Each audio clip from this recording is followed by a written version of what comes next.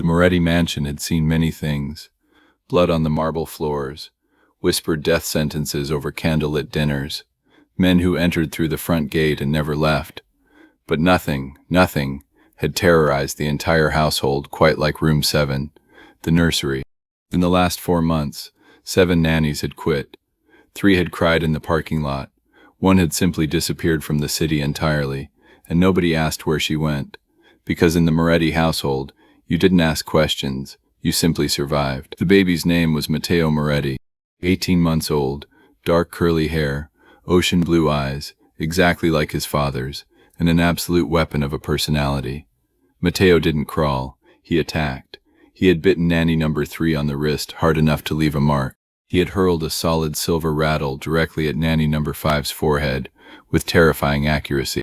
Nanny number 6 had lasted exactly 1 morning, before Matteo dumped an entire bowl of pureed sweet potato over her designer blouse, screamed directly into her ear at maximum volume, and then looked her dead in the eye and laughed. He was 18 months old, and he already had the energy of a crime boss, which made complete sense considering who his father was. Dante Moretti, 40 years old, 6'3" of cold muscle and controlled menace, the undisputed don of the most powerful Sicilian syndicate operating on the East Coast. He ran his empire from a sleek glass tower in Tribeca by day and from the sprawling stone mansion in the Hudson Valley by night. He wore bespoke Italian suits, spoke in quiet sentences that made grown men sweat, and had not smiled, genuinely smiled, in over 2 years. Not since the night his wife, Sophia, had been taken from him. A rival hit, a rainy highway, a car that never made it home. Dante had buried Sophia on a Tuesday and declared war on Wednesday. The rival family no longer existed, but the grief had no enemy to destroy. It simply lived in him, cold and permanent, like a stone in his chest. And so Matteo had grown up in a house of silence and expensive things, raised by a rotating door of terrified professional nannies who lasted weeks at best, and a father who loved his son fiercely but didn't know how to be soft anymore. The 8th nanny quit on a Monday morning. She walked into Dante's home office, placed her resignation letter on his mahogany desk with shaking hands, and said with remarkable dignity, "Mr.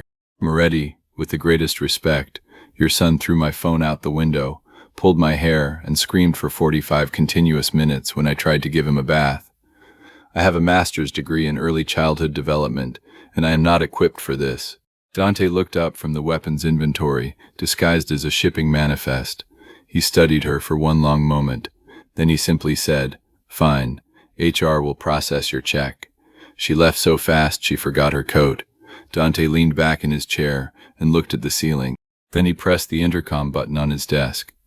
Luca, his underboss, appeared in the doorway within seconds, broad-shouldered, tattooed, and permanently looking like he was about to break something. "We need another nanny," Dante said flatly. Luca winced. "Boss, I have called every professional agency in Manhattan. We are blacklisted. Apparently word travels fast in the childcare community." Dante's jaw ticked. "Then find someone who hasn't heard of us." Her name was Rose Callahan, 28 years old, from a small town in County Cork, Ireland, transplanted to Queens, New York, at age 19 for reasons she kept private and survival she kept quiet about. Rose was what the world politely called plus size, and what cruel people called other things she had learned to ignore. She was 5'4", soft and round, with thick auburn hair that never stayed in its bun, warm brown eyes behind slightly crooked glasses, and cheeks that flushed pink at the slightest embarrassment, which was often, because Rose embarrassed easily and felt everything deeply. She had been working as a house cleaner for 4 years. Not a nanny, a maid. She scrubbed floors, laundered sheets, organized pantries, and polished silver she would never own. She was reliable, invisible, and desperately underpaid. She found the listing on a community board at the laundromat on a Thursday evening. Urgent domestic staff required. Live-in position. Hudson Valley estate. Competitive salary. No agency. Call directly. The salary listed made Rose read it 3 times. It was more money per month than she made in sick. She called the number before she could talk herself out of it. The voice that answered was clipped and businesslike. A man named Luca who asked her 4 questions, none of which were about her qualifications, and told her to arrive Friday morning with 1 bag. She didn't ask who she was working for. The money was too important. Her younger sister back in Cork needed surgery. Rose had been sending money home for 2 years, scraping together every spare dollar, eating instant noodles 4 nights a week, wearing shoes with a hole in the left sole that she covered with cardboard on rainy days. She needed this job the way lungs need air. She arrived at the Moretti estate on a cold Friday morning in November, her one bag clutched in both hands, her coat slightly too thin for the weather. The gate was iron and enormous. 2 men in dark suits watched her walk up the drive, with expressions that would have made most people turn around immediately. Rose squared her soft shoulders and kept walking. The housekeeper, a severe Italian woman named Maria who had worked for the Moretti family for 20 years and feared absolutely nothing, opened the front door and looked Rose up and down with the efficiency of a woman who had seen everything. "You are the new maid?" Maria asked. "I am," Rose said. "You know nothing about this family before today?" Maria asked carefully. "I know the salary," Rose said honestly. Maria studied her for a long moment. Then something almost imperceptible softened in her iron expression. "Come in, I will show you the house. You will clean the east wing, the kitchen, and the main corridors. You will not enter Mr. Moretti's office without being called. You will not speak to the men in dark suits unless they speak to you first." Maria paused. "And you will not go near the nursery." Rose blinked. "Why not the nursery?" Maria simply looked at her. "Understood," Rose said quickly. She lasted 3 hours before she heard it. A sound from the upper floor that made her pause mid-sweep of the grand staircase. Not crying exactly, more like frustrated screaming. The sound of a small person who was deeply, furiously unhappy, and had been for a very long time. Rose stood very still, her mop in hand, listening. She had 3 younger siblings. She had been the oldest, the responsible one, the one who got up in the night when the little ones were sick. She knew the difference between a tantrum and genuine distress. She knew the sound of a child who wasn't just angry but lonely. This baby was lonely. She was halfway up the second staircase before she remembered Maria's warning. She stopped herself on the landing, hand on the banister, arguing with her own conscience for a full 30 seconds. Then the screaming pitched higher, more desperate, and Rose's feet moved before her brain gave permission. She pushed open the nursery door. The room was beautiful and completely wrong. Everything was expensive and perfect and utterly cold. White walls, designer furniture, toys still in their packaging, a mobile of silver stars that spun silently overhead. The kind of room decorated by someone who had spent a great deal of money and very little time in it. Matteo Moretti stood in his crib, gripping the rails with both fists, his face red and furious and wet with tears. He was wearing tiny navy pajamas, and he looked absolutely beside himself. He saw Rose in the doorway, and stopped screaming immediately. They stared at each other. Rose slowly lowered herself to his eye level, crouching down so she wasn't towering over him. Her knees protested, but she ignored them. "Hello there," she said softly, in the gentle lilt of her Cork accent. That was quite a lot of noise for someone your size. Matteo stared at her. His bottom lip trembled. A single fat tear rolled down his cheek. "I know," Rose said quietly, as if he had spoken. "I know." She didn't reach for him immediately. She simply stayed there, at his level, letting him look at her. She hummed something low and tuneless, the same song her mother used to hum in the kitchen in Cork on Sunday mornings. Matteo's grip on the crib rails slowly loosened. His small face, still blotchy from crying, did something unexpected. The corners of his mouth curved upward. It was tiny, barely there, but it was real.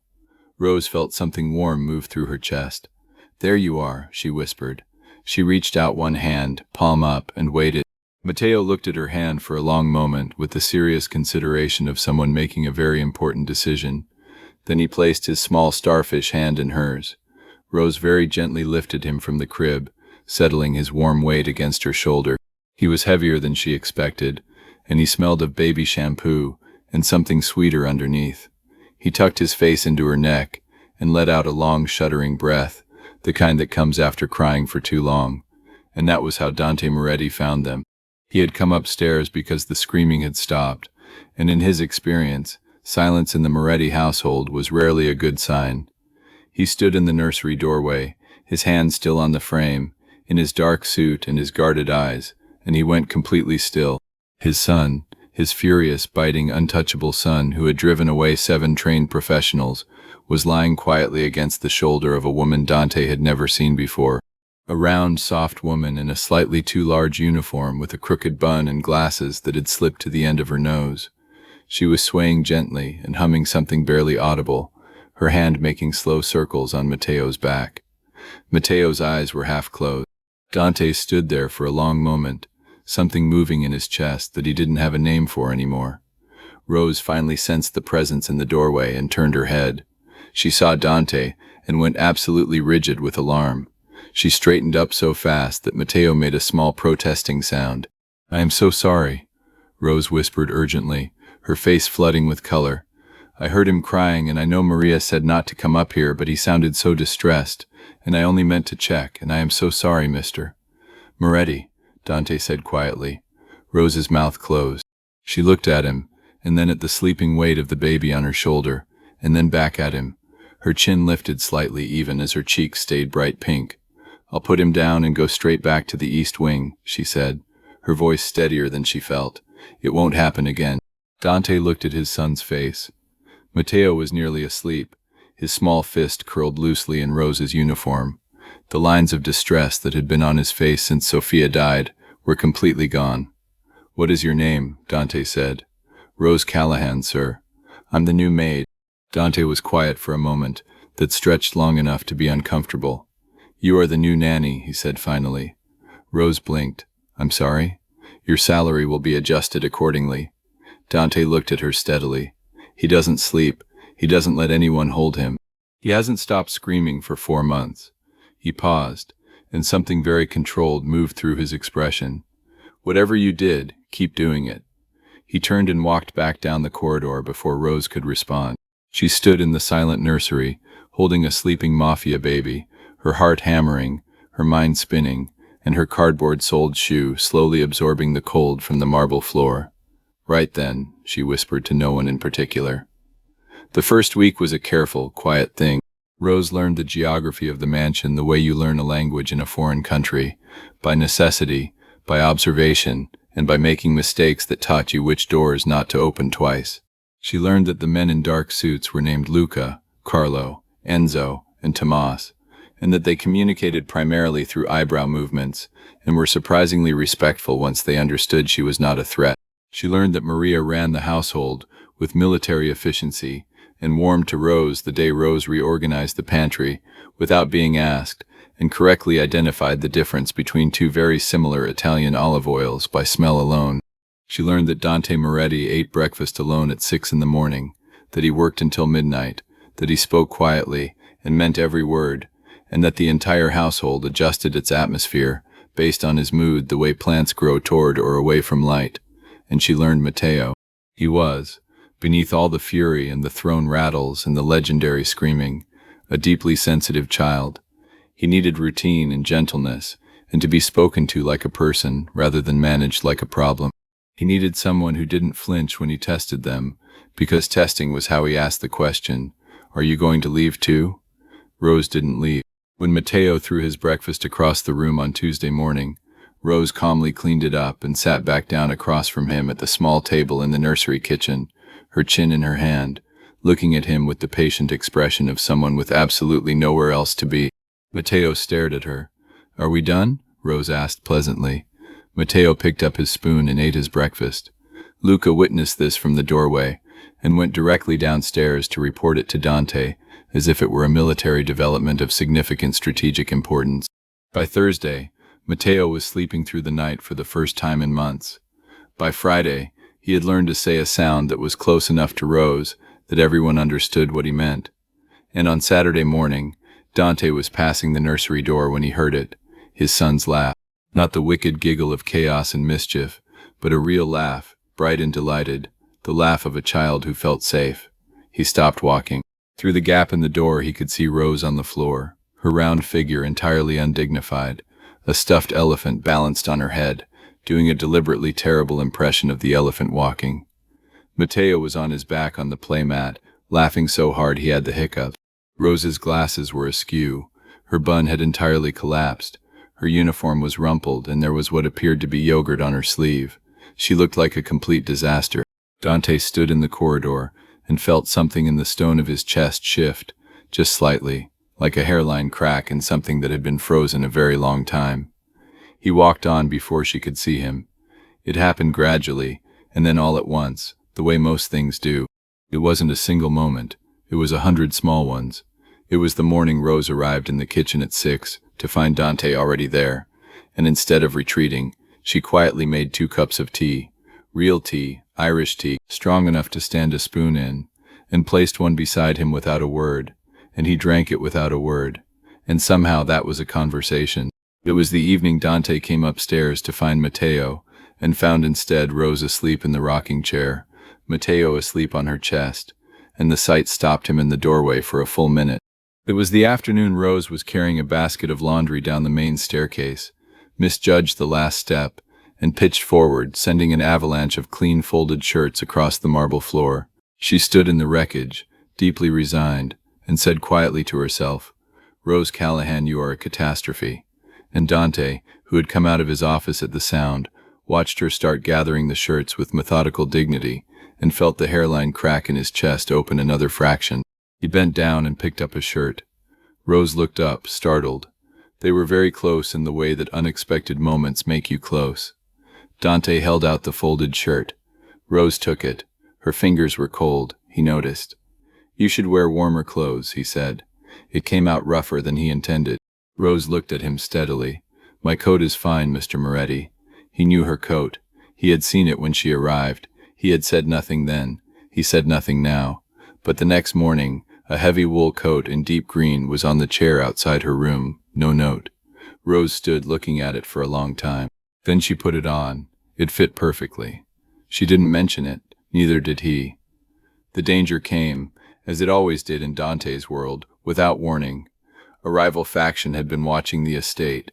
3 weeks of surveillance that Dante's security had almost caught, and hadn't quite. The breach came on a Wednesday evening, when Rose had taken Matteo to the garden for his afternoon walk, which was their routine, the same time every day, a vulnerability that someone had noted and calculated. Luca saw it on the security feed first. 2 vehicles moving along the perimeter road. Wrong speed, wrong pattern. He hit the emergency alert while already running. In the garden, Rose heard nothing until the side gate opened. She didn't understand what was happening.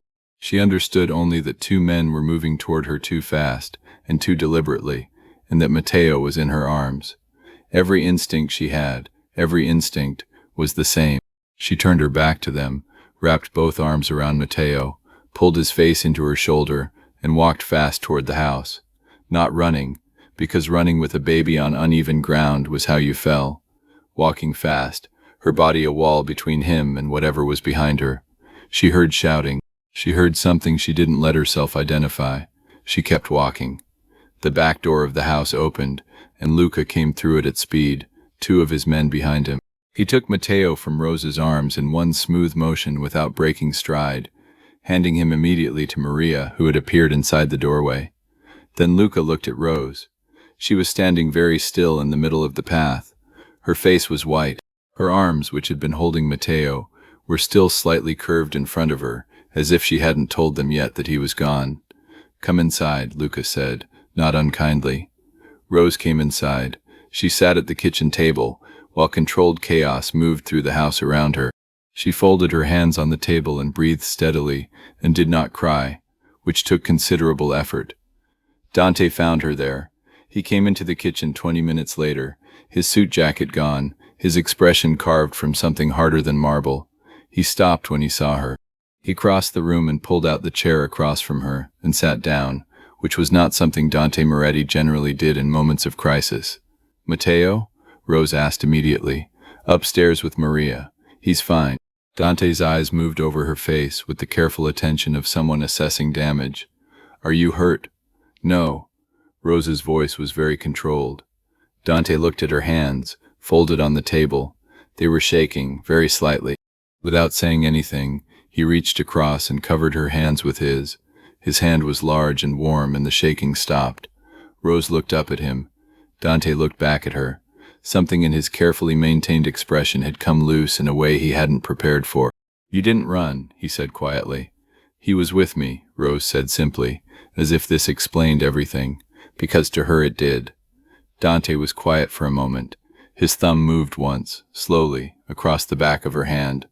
"I have had trained men," Dante said carefully, "who ran from less." Rose looked at him with her warm brown eyes that felt everything. "He needed me," she said. "That's all." Dante looked at this woman. This round, soft, completely unexpected woman who had walked into his house of silence and cold expensive things and filled them with tea and warmth and the sound of his son laughing, who wore cardboard in her shoes and sent her money home to family and turned her back on danger to shield a child that wasn't even hers. The stone in his chest, which had been cracking quietly for weeks, broke open completely. He didn't say anything. He simply held her hands on the kitchen table in the quiet house, while outside his men secured the perimeter, and it was the most honest thing Dante Moretti had done in 2 years. It didn't happen with dramatic declarations. It happened the way Rose had come to understand that all real things happened in this house, quietly, and with weight. It happened the evening Dante appeared in the nursery doorway, while Rose was putting Matteo to sleep, and instead of turning away, he came and sat in the chair in the corner, and watched. And Rose dimmed the light and hummed her tuneless hum and settled Matteo down, and when she turned around, Dante was still there. "Stay," he said. One word, quiet and careful. Rose looked at him for a long moment. She thought about her cold flat in Queens, her cardboard shoe, her instant noodles. She thought about the coat, the color of pine trees, and the cups of tea drunk in shared silence, and the way Matteo said her name, and the way Dante had covered her shaking hands with his. "All right," she said. Dante crossed the room. He stopped in front of her, and for a man who moved through the world like a controlled storm, he was very gentle. He lifted one hand and pushed a loose curl from her face with a care that felt enormous coming from him. "I don't know how to be easy," he said, which for Dante was a speech. "This world is not easy. It will not become easy." "I know," Rose said. "You are sure." "I'm sure." He leaned down and kissed her softly. Rose placed her hand flat against his chest, right over the place where she had sensed the grief living in him all this time, and felt his heart beating steadily under her palm. Matteo slept on, peaceful and unhurried, in the beautiful room that was finally warm. The Moretti mansion was still what it was. Men still came and went in dark suits. Dante still ran his empire with cold precision from the Tribeca Tower. The gates were still iron, and the walls were still high. But room 7 was different now. It smelled of chamomile and biscuits, and the faint wool of a green coat hung on the back of the door. There was a dent in the rocking chair from hours of use, crayons on the windowsill, a drawing Matteo had made taped to the wall, 3 shapes, one large and round, one tall and dark, one very small, which Maria had quietly identified as Rose, Dante, and Matteo, in that order. The most feared man in New York had been undone by 18 months of fury and 4 months of one woman's quiet, steady, generous heart. And Matteo Moretti, who had kicked and screamed and driven away every nanny the city had to offer, slept each night with his face tucked into Rose's shoulder, one small fist curled in the fabric of her uniform, asking in the only language he had, "Are you staying?" And every morning Rose was still there, which was in the end the only answer that mattered.